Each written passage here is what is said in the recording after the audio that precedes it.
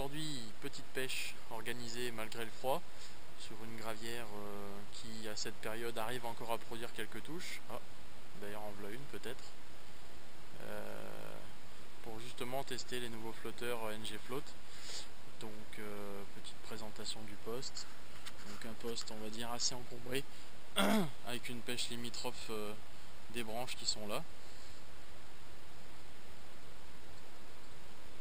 Je viens juste d'avoir une petite touche, ça n'a pas été plus loin, mais un poisson est passé au moins dans le fil. Le petit mélange du jour, hein. Un petit sweet fish mix, on va dire des tons assez clairs. J'hésitais à remettre là en ce moment, je remets carrément, on va dire un tiers de coupelle à chaque poisson et un fond de coupelle à chaque touche ratée. À mon avis, il ne faut pas hésiter à nourrir si le poisson est là, bien sûr. Surtout pas s'amuser à remettre sans arrêt à manger si on n'a pas de touche. Là visiblement aujourd'hui ça sera pas le cas, donc je pense qu'il faut pas hésiter sur la pâte.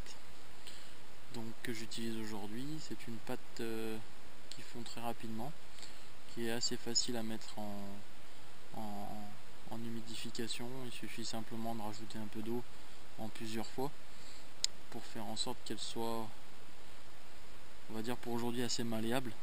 Moi j'aime bien quand elles sont bien souples, qu'elle se travaille bien, que on va dire quand on va ferrer, l'hameçon va tout de suite s'éjecter, donc forcément piquer correctement le poisson.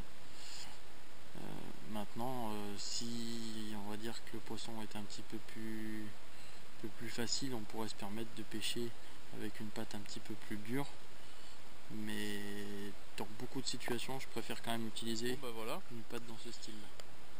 Comme prévu, la première touche avec le premier poisson, hein. Bon, quelque chose de pas très gros, mais une jolie petite commune quand même, bien nerveuse.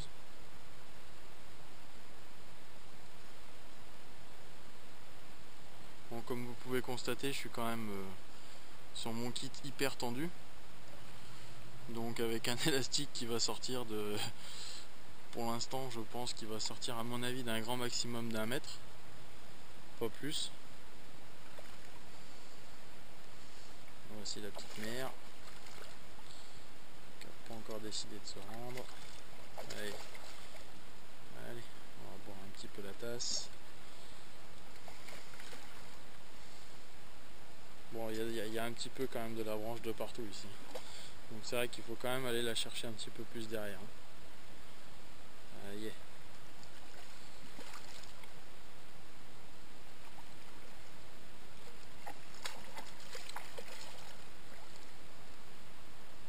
Bon, toujours bien penser, oh, elle est vraiment piquée sur le bord du nez, hein. Toujours bien penser à, quand on épuise un poisson, c'est pas au pêcheur d'aller le chercher, c'est au poisson. Oh, bah la voici, hein. Pas énorme, mais quand même avec une gueule parfaite, pas abîmée ni rien.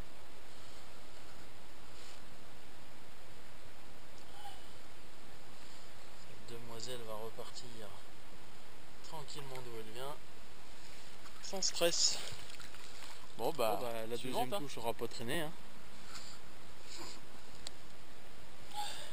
Sa petite sœur, bon un petit peu plus petite, hein, mais bon, hein, on va pas se plaindre à cette période là, c'est déjà pas mal. Yeah.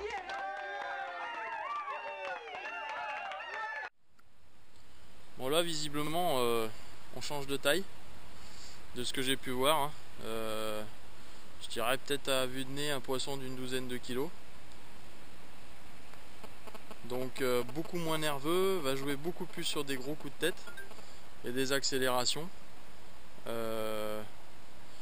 Voilà, déjà il me sort déjà beaucoup plus d'élastique que les autres. Donc déjà on sent un poisson avec beaucoup plus de force et des grandes nageoires apparemment. Parce que jusqu'à présent les autres poissons, j'avais même pas 5 cm dehors. Là j'ai déjà eu presque au ferrage déjà 1 mètre d'élastique dehors. Et là déjà un combat beaucoup plus rude.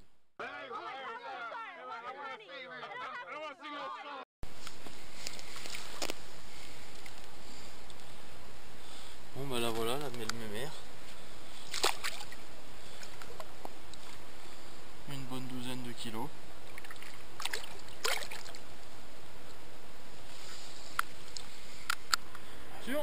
bah suite à une casse, je suis repassé sur du... Parce que là je pêchais jusqu'à présent, je pêchais en 20 centièmes.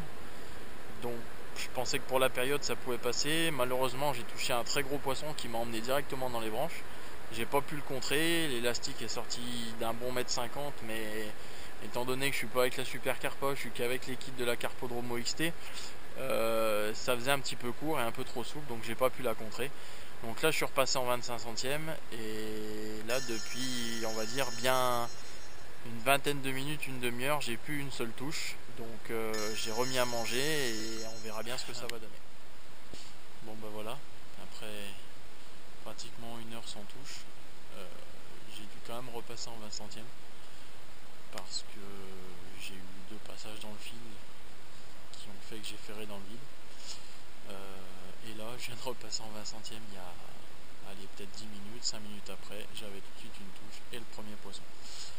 Donc moralité, il ne faut pas hésiter surtout à redescendre en diamètre pour essayer d'avoir les poissons qui sont sur place et surtout pas rater ce coup.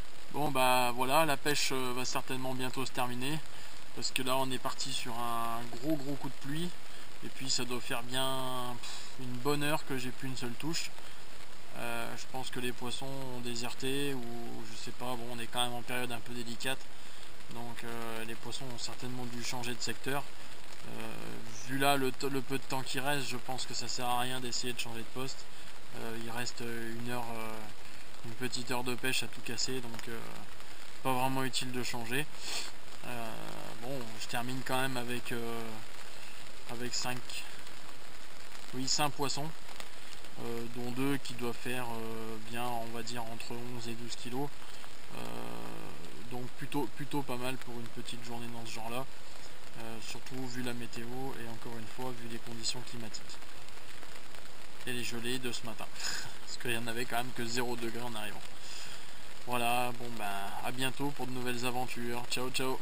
Bon bah j'en aurais quand même refait une malgré la pluie glaciale qui est en train de tomber. Là j'ai les mains complètement gelées, je pense que là ça sent vraiment la fin. Bon bah 6 poissons, ma foi, ça peut être mieux, mais ça pourrait être largement pire. Allez, à bientôt.